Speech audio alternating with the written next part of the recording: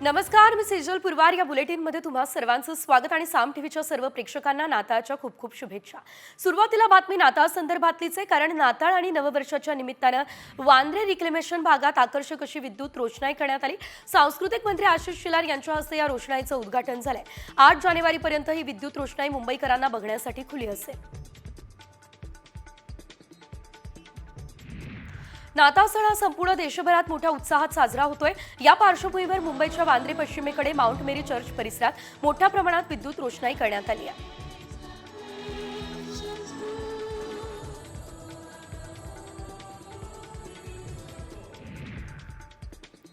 अमरावतीमध्ये आता येशू ख्रिस्तांचा जन्मोत्सव थाटात साजरा केला जातोय. नाताळच्या औचित्यानं शहरातील विविध चर्चवरती आकर्षक अशी विद्युत रोषणाई झाली आहे. नाताळच्या शुभेच्छा देण्यासाठी चर्चमध्ये नागरिकांनी मोठी गर्दी केली आहे.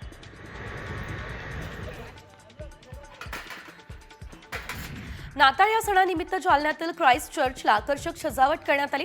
हे चर्च 128 वर्ष जुनं आणि सर्वात प्राचीन आहे. चर्चमध्ये 10 ते 12 फूट उंचीचे ख्रिसमस ट्री तयार करण्यात आले. त्याचबरोबर प्रभू येशू ख्रिस्त यांच्या जन्माचा देखावा देखील या ठिकाणी साकारण्यात आलाय.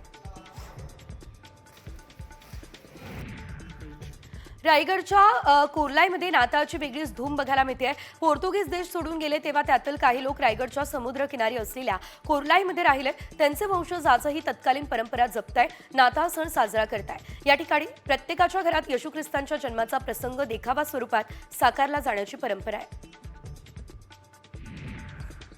पालकांच्या लेखी परवानगीशिवाय शाळांना कोणत्याही विद्यार्थ्याला सांताक्लॉज बनवता येणार नाही आहे. बाल हक्क आयोगानेच तसे आदेश दिले. तर विद्यार्थ्यांना सांताक्लॉज बनवल्यावरती कोणताच वाद झाल्यास शाळेवरती कायदेशीर कारवाई केली जाणार असंही सांगितलं जात आहे.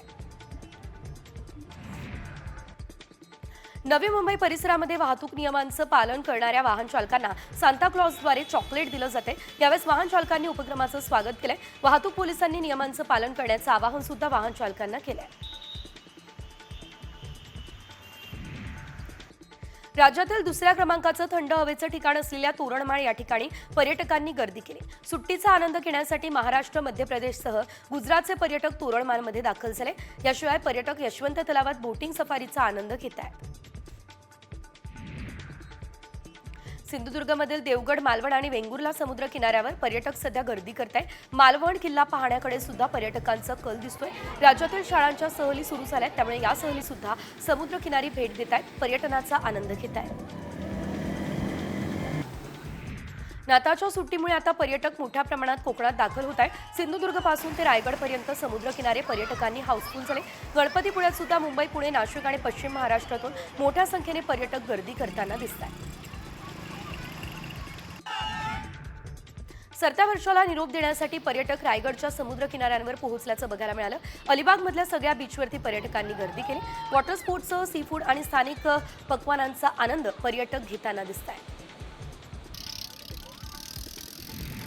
नवीन वर्षानिमित्त मध्य आणि पश्चिम रेल्वेवरती अतिरिक्त सेवा चालवण्यात येणार आहे. सीएसएमटी ते कल्याण आणि सीएसएमटी ते पनवेल 2, याशिवाय चर्चगेट ते विरार या स्थानकादरम्यान 4 सेवा चालवण्यात जातील.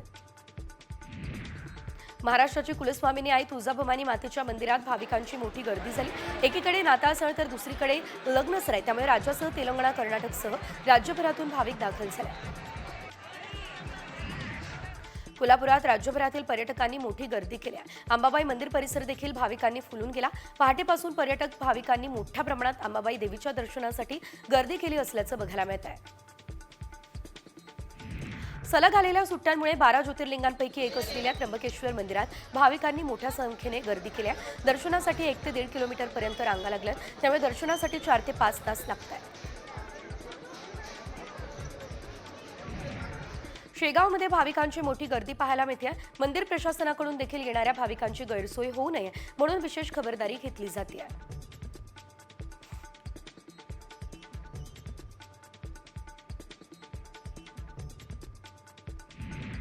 बारामतीमध्ये टिपू सुलतान आणि मौलाना आझाद यांची जयंती उत्साहात साजरी झाली. शहरातून टिपू सुलतान, मौलाना आझाद आणि संविधानाची मिरवणूक काढण्यात आली. यावेळेस कुठलाही अनुचित प्रकार घडू नये यासाठी पोलीस बंदोबस्तही तैनात करण्यात आला.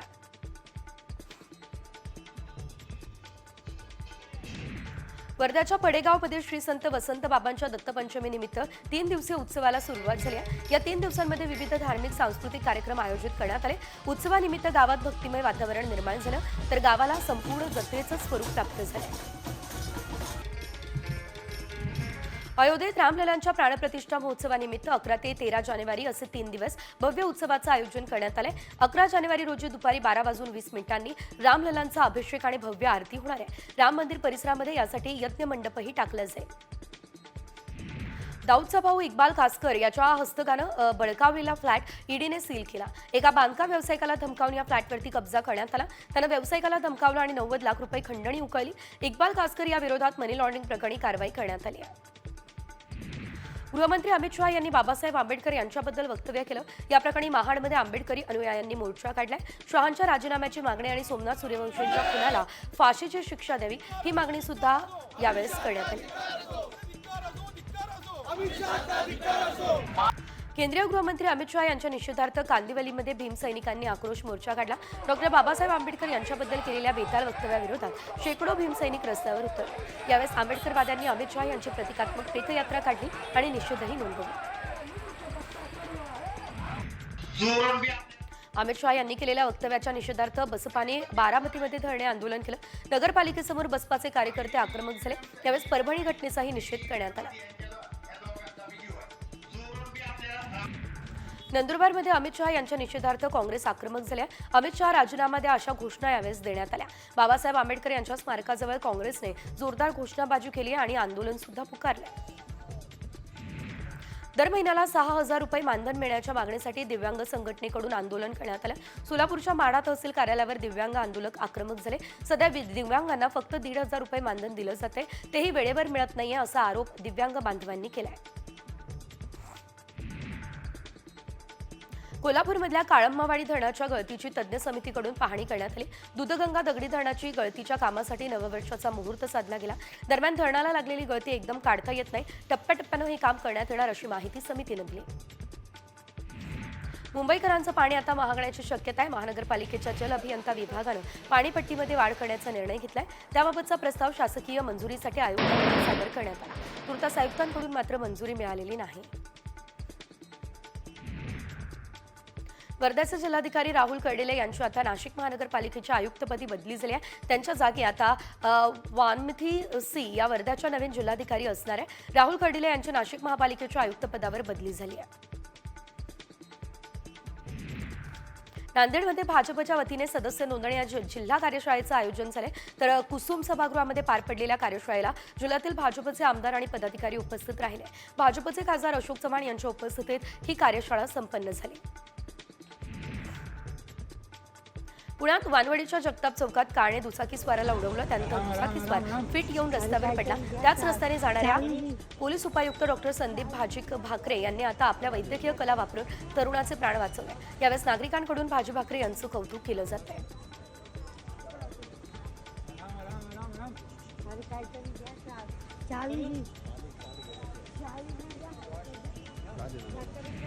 पुण्याच्या इंदापूरमध्ये संत तुकाराम महाराजांची पालखी महामार्गाचं रुंदीकरणाचं काम सुरू आहे। निमगाव केतकीमध्ये या मार्गाला बाह्य वळण देण्यात आलं, मात्र याचा बाह्य वळणाला 3 मजली 3,600 स्क्वेअर फुटाची इमारत अडचण ठरली। त्यामुळे ती इमारत आता मूळ जागेवरून उचलून 75 फूट बाजूला सरकवण्यात आलेली आहे।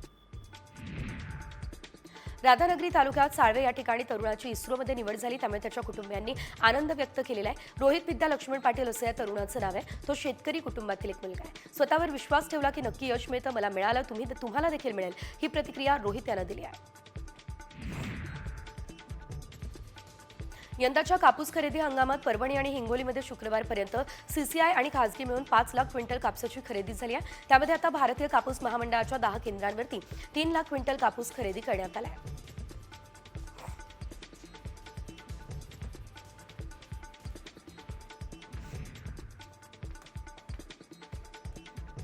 तिकडे खानदेशात बाजरीची पेरणी सुरू झालेली आहे। बाजरीचं क्षेत्र किंचित वाढण्याची शक्यता आहे, कारण अनेक शेतकऱ्यांनी कांदा, गहू, मका लागवड कमी केलेली आणि बाजरीची पेरणी मोठ्या प्रमाणात केली आहे। त्यामुळे बाजरीचं क्षेत्र सुमारे 7,000 हेक्टरपर्यंत जाऊ शकणार आहे असा अंदाजही वर्तवला जातोय।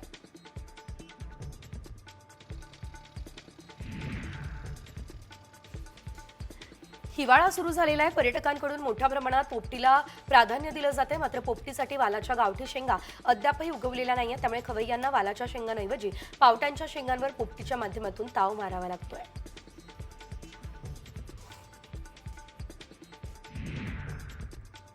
अतिवृष्टीमुळे आता द्राक्ष बागेला मोठा फटका बसलाय. परिणामी घड जीर्ण गळकूस द्राक्षांचं उत्पादन घटलेलं आहे. त्यामुळे आता यंदाच्या हंगामातील बेदाणा निर्मिती तब्बल 1 महिना लांबणीवर पडण्याची शक्यता आहे.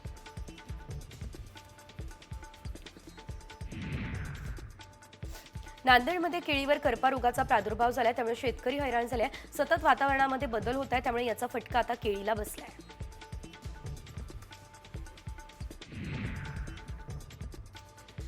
ढगाळ वातावरणाचा फटका हरभरा पिकाला बसण्याची दाट शक्यता ही सध्या व्यक्त केली जाते. मागील 2 दिवसांपासून परभणी जिल्ह्यामध्ये ढगाळ वातावरण आहे. त्यामुळे बहरलेल्या हरभरा पिकाचं नुकसान होण्याची देखील भीती आहे. निसर्गाच्या या लहरीपणामुळे आता शेतकरी हवालदिल झाले आहेत. धुळ्यात गेल्या काही दिवसांपासून वातावरणात प्रचंड धुकं बघायला मिळते आणि या वाढत्या धुक्यामुळे रब्बी पिकांना रोगराईचा धोका निर्माण झालाय. शेतकरी धास्तावलेत. पिकांचं रोगांपासून संरक्षण करण्यासाठी औषध फवारणीची धावपळही केली जाते.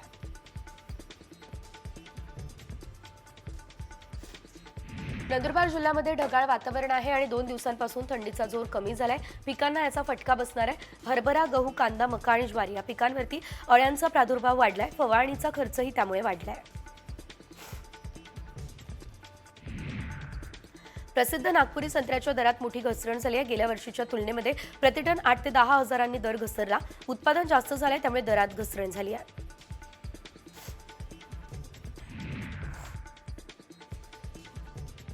बेदाण्यांवरील 5% जीएसटी रद्द करण्याचा निर्णय केंद्र सरकारनं घेतला. बेदाण्याला कृषी मालाचा दर्जा देण्यात आलाय. त्यामुळे बेदाणा आता जीएसटी मुक्त करण्यात आलाय. या निर्णयाचा नाशिक, सांगली आणि सोलापूर जिल्ह्यातील द्राक्ष उत्पादक शेतकऱ्यांना मोठा फायदा होणार आहे.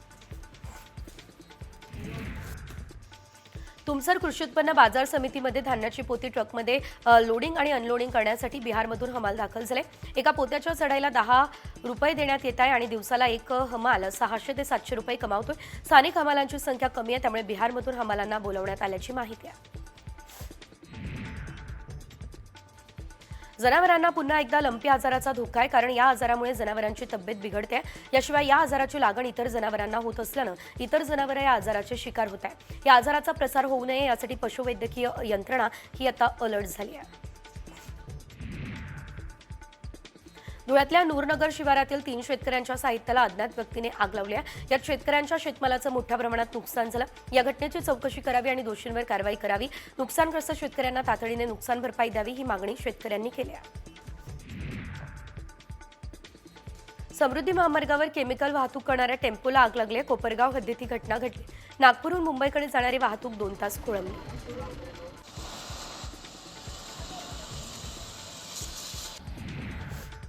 नागपूरमधील प्रेरणा कॉलेजमध्ये गाडी लावण्याच्या क्षुल्लक कारणातून तुफान हाणामारी झाली आहे. 8 दिवसांपूर्वी झालेल्या वादात मनात ठेवत तरुणानं या आरोपीनं बाहेरील तरुणांच्या मदतीनं रियान पठाणवरती हल्ला केला. मारहाणीच्या व्हिडिओच्या मदतीने पोलिसांनी पुढील तपास सुरू केला आहे.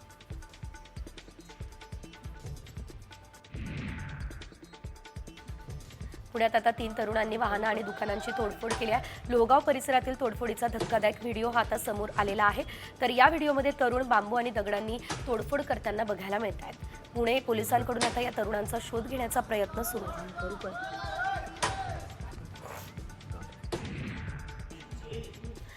नाशिकच्या सिडकोमधील त्रिमूर्ती चौकात कामावरून घरी जात असणाऱ्या मजुरावरती दोघांनी हल्ला केलाय. ही घटना सीसीटीव्ही कॅमेऱ्यात कैद झाली आहे. या मारहाणीमध्ये रक्तबंबाळ झालेल्या मजुराला त्याच्या मित्रानं रुग्णालयात दाखल केलंय. पोलीस ठाण्यात तक्रारही दिली आहे. तर हाच राग मनात ठेवून गुंडांनी दुसऱ्या दिवशी मित्रावर पुन्हा हल्ला केलाय. या प्रकरणी आता गुन्हा दाखल झालाय. डोंबिवली स्टेशन परिसरात अज्ञात चोरट्यांनी 9 ते 10 दुकानं फोडली. लाखो रुपयांचा मुद्देमाल लंपास केला. सीसीटीव्हीमध्ये ही संपूर्ण घटना कैद झाली आहे. व्यापाऱ्यांमध्ये सध्या भीतीचं वातावरण आहे. तर पोलीस स्टेशनच्या परिसरात चोरी करून चोरट्यांनी पोलिसांना आवाहन दिल्याचंही बोललं जात आहे. वाशिमच्या रिसोड शहरामध्ये कार थेट डिवायडरवरती चढल्याची घटना घडली. रिसोड शहरातील लोणी फाटा परिसरातली ही घटना आहे. हा संपूर्ण प्रकार एका सीसीटीव्ही कॅमेऱ्यात कैद झालाय. कारमध्ये 4 प्रवासी बसून होते. सुदैवानं कुणाला इजा झालेली नाही.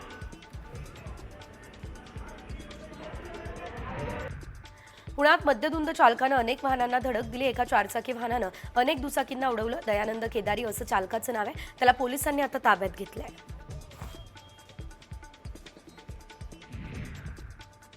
नाशिकच्या येवल्यात नायलॉन मांजामुळे एक पोलीस कर्मचारी गंभीररीत्या जखमी झाला, तर हडपगाव सरगावचे पोलीस कर्मचारी दुचाकीवरून जात असताना नायलॉन मांजामुळे त्यांचा गाल आणि ओठ आणि कान कापला गेलाय. 40 टाके त्यांना पडलेले आहेत. गेल्या 15 दिवसांमध्ये येवल्यात नायलॉन मांजानं 3 जण जखमी झाल्याच्या घटना घडल्या आहेत.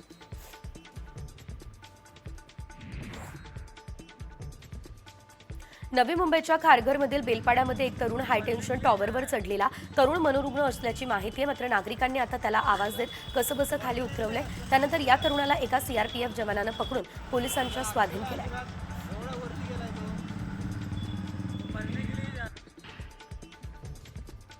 अपघातादरम्यान आता कारमधील एअरबॅग उघडून आणि त्याचा फटका बसला, त्यामुळे एका 6 वर्षाच्या मुलाचा दुर्दैवी मृत्यू झालाय. वाशी या ठिकाणी ब्लू डायमंड चौकातला हा विचित्र अपघात आहे. संबंधित कार चालकाविरोधात पोलिसांनी गुन्हा सुद्धा दाखल केलाय. एअरबॅग उघडताच मानेजवळ झटका बसल्यानं मुलाचा मृत्यू झाला, हा अंदाज डॉक्टरांनी व्यक्त केलाय. नायलॉन मांजामुळे सिन्नरमध्ये आता एकाचा गळा आणि 2 बोटं कापले गेल्याची घटना घडलेली आहे. नंदकुमार मोठे असं या जखमी व्यक्तीचं नाव आहे. उपचारासाठी त्यांना हॉस्पिटलमध्ये दाखल केल्यानंतर त्यांच्या गळ्यावर 35 टाके टाकण्यात आले आहेत. पुण्याच्या वाघोली अपघात प्रकरणी डंपर मालकाला अटक झाली आहे. अनिल काटे असं डंपर मालकाचं नाव आहे. त्याच्यावरती लोणीकंद पोलिसात गुन्हा दाखल झाला. वाघोली चौकात डंपर चालकानं 9 मजुरांना चिरडलं. यात 3घांचा जागीच मृत्यू झालाय.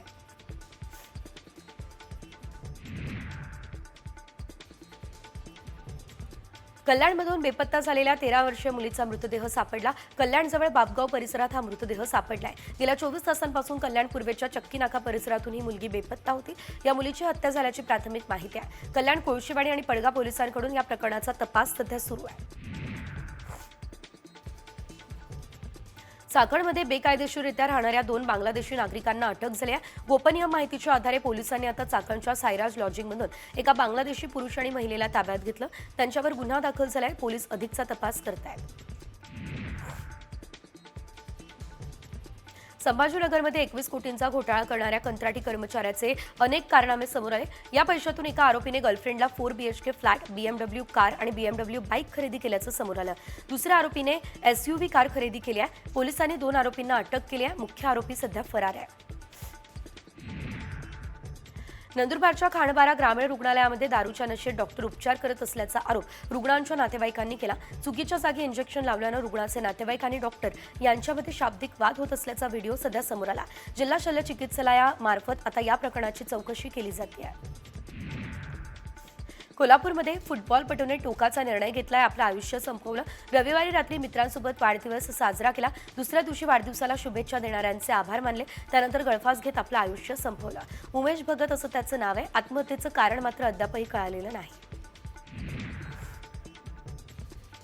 पुण्यात भरवण्यात आलेल्या भीमथडी जत्रेत शुक्रवारी एका महिलेच्या स्टॉलमधून 70,000ची रोकड चोरीला गेली. पोलिसांनी सीसीटीव्ही पाहिला आणि त्यामध्ये चोरटे दिसताय. यावरून पोलिसांनी शोध घेतला आणि 4 चोरट्यांना अटक सुद्धा केली असल्याचं वृत्त सध्या प्राप्त होत आहे.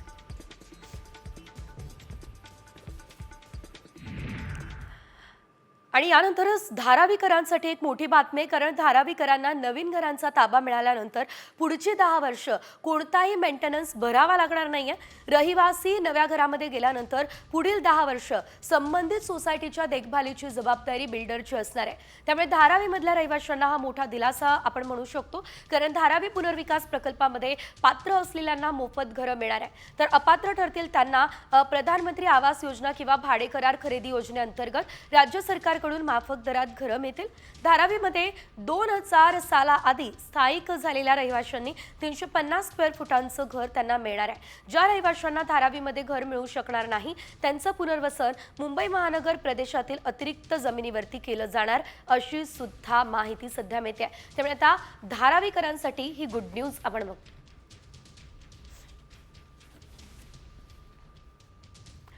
तर पात्र धारावीकरांना तर मोफत घरं मिळतील. मात्र आता सिडको संदर्भातली मोठी बातमी आहे. कारण आता सिडकोचं घर घेणाऱ्यांसाठी ही महत्त्वाची बातमी. सिडको घरांच्या अर्ज नोंदणीसाठी 3ऱ्यांदा मुदतवाढ देण्यात आलेली आहे. आता 10 जानेवारीपर्यंत पसंतीचं घर निवडता येणार आहे. सिडको घरांच्या नोंदणीसाठी दिलेली मुदत उद्या संपती आहे. तर आतापर्यंत 1,20,622 ग्राहकांनी ऑनलाईन नोंदणी केली आहे. विशेष म्हणजे सिडकोने घरांच्या किमती अद्यापही जाहीर केलेल्या नाही. त्यामुळे अनेक ग्राहक हे सध्या संभ्रमात आहे. त्यामुळेच अर्ज नोंदणीसाठी आणखी 15 दिवसांची मुदतवाढ देण्याचा निर्णय हा सिडकोनं घेतलाय. सिडकोकडून 27 ठिकाणी 67,000 घरं बांधली जात आहेत. त्यापैकी 26,000 घरांची योजना 11 ऑक्टोबर पासून सुरू करण्यात आलेली आहे. अर्ज नोंदणीसाठी आणखी 15 दिवसांची मुदतवाढ आता देण्यात आलेली आहे. शिवाय आता 10 जानेवारीपर्यंत नोंदणी करता येणार आहे. आतापर्यंत 1,20,622 अर्ज प्राप्त झालेले आहेत. सिडकोच्या 26,000 घरांसाठी सोडत निघते आहे. तर अर्ज नोंदणीसाठी आणखी 15 दिवसांची मुदत देण्यात आली आहे. त्यामुळे ज्यांना अर्ज करायचा असेल त्यांच्यासाठी ही आनंदाची बातमी आहे. तर तुम्हाला सुद्धा सिडकोच्या घरांसाठी अर्ज करायचा असेल तर तुमच्यासाठी आनंदाची बातमी आहे, कारण आता मुदतवाढ मिळालेली आहे. पुढे घेऊयात उर्वरित बातम्यांचा वेगवान आढावा. लाडक्या बहिणींना डिसेंबरचा 1,500 रुपयांचा हप्ता मिळण्यास सुरुवात झाली आहे. महिला आणि बालकल्याण मंत्री आदिती तटकरे यांनी ही माहिती दिली. दुसऱ्या टप्प्यात 67 लाख महिलांना डिसेंबरचा हप्ता मिळणार आहे.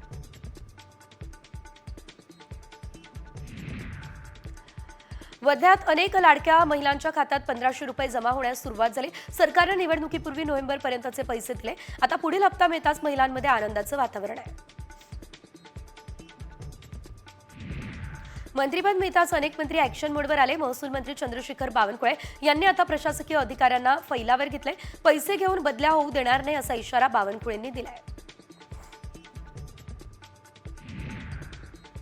उपमुख्यमंत्री अजित पवार यांनी अर्थ याशिवाय राज्य उत्पादन शुल्क विभागाचा कार्यभार हाती घेतलाय. पदभार स्वीकारल्यानंतर अजित पवार यांच्या कामाचा धडाका बघायला मिळाला. अजित पवार यांनी दोन्ही खात्यांच्या वरिष्ठ अधिकाऱ्यांची बैठक घेतली. कामकाजाचा आढावा घेऊन अजित पवार यांनी वरिष्ठ अधिकाऱ्यांना सूचना केल्या. मृद आणि जलसंधारण विभागाने आता जोमान काम करण्यासाठी सर्व अधिकाऱ्यांची बैठक घेतली. ही माहिती संजय राठोड यांनी दिली. दुष्काळमुक्त महाराष्ट्रासाठी काय काय करावं लागेल यासाठी ॲक्शन प्लॅन तयार करण्याच्या सूचना राठोड यांनी या बैठकीमध्ये दिल्या. पाणलोटसाठी 2,000 गावांमधून रथयात्रा काढली जाणार, ही माहिती सुद्धा राठोड यांनी दिली. चंद्रशेखर बावनकुळे यांचा रामटेक बंगला अखेर बदलण्यात आला. पर्यावरण मंत्री पंकजा मुंडेंना रामटेक बंगला देण्यात आलाय. गोपीनाथ मुंडे हे उपमुख्यमंत्री असताना त्यांचं वास्तव्य याच बंगल्यात होतं. रामटेक बंगला हा अपशकुनी मानला जातो, कारण या बंगल्यात ज्यांनी वास्तव्य केलंय त्यांच्यावर एकदा बालटा आलंय किंवा मग त्यांचं मंत्रिपद गेलंय.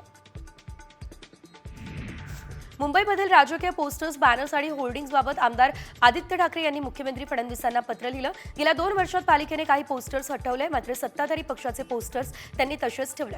यावेळी पक्षीय भेदभाव बाजूला ठेवून सर्व होर्डिंग्स हटवण्याची मागणी या पत्रामध्ये करण्यात आली आहे. काँग्रेसकडून आता करण्यात आलेल्या ईव्हीएमवरच्या तक्रारीला निवडणूक आयोगानं उत्तर दिलं. प्रत्येक मतदारसंघाबाबत निवडणूक आयोगानं 66 पानांची माहिती काँग्रेसला पाठवली. काँग्रेसकडून करण्यात आलेले दावे फेटाळून लावले. केंद्रीय निवडणूक आयोगाच्या निर्णयाविरोधात काँग्रेस सुप्रीम कोर्टात गेली. निवडणूक नियमात केंद्र सरकारनं केलेल्या शिफारसीनंतर इलेक्ट्रॉनिक रेकॉर्ड सर्वसामान्य लोक मागवू शकत नाही, हा नियम करण्यात आलेला आहे. तर या कायद्याच्या विरोधात काँग्रेसने सुप्रीम कोर्टात धाव घेतली आहे. छगन भुजबळ यांची नाराजी हा गेम प्लॅन तर नाही ना, असा सवाल सामाजिक कार्यकर्ते अंजली दमानिया यांनी उपस्थित केला. नाराज असल्याचं दाखवून भुजबळ भाजप प्रवेश करतील असा दावा दमानिया यांनी केला.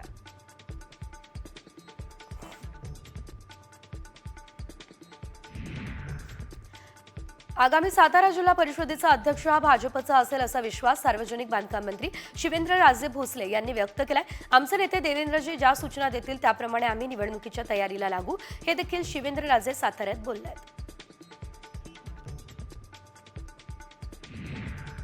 पालकमंत्री पदाचा कुठलाही आग्रह नाही असं वक्तव्य मंत्री गिरीश महाजन यांनी केलं. जळगावच्या झुररखेडा गावामध्ये धीरेंद्र शास्त्री यांच्या कथास्थळाची महाजनांनी पाहणी केली.